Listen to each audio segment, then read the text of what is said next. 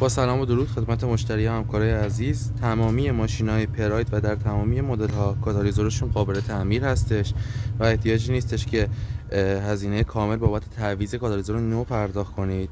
کاتالیزورتون رو تعمیرش می‌کنیم و با همون کیفیت شما میتونید استفادهش کنید. حالا بعد از اینکه باز بشه من براتون ویدیو و عکسشو میذارم که بتونید شما مشاهدهش کنید. یه پراید اینجا هستش، یه پراید هم بابت کاتالیزور توی این سمت تعمیرگاه هستش که کاتالیزور این ماشین باز شده رفته برای تعمیر و کاتالیزور این ماشین هم در حال باز شدنه که بره برای تعمیر. من اجازه دارم که بتونید کامل مشاهده بکنید.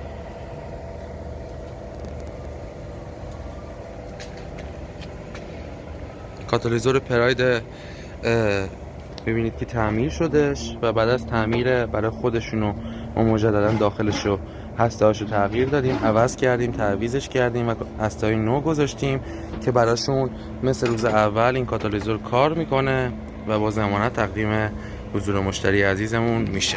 در خدمتتون هستیم. بابت استلام قیمت با شماره داخل کپشن تماس بگیرید.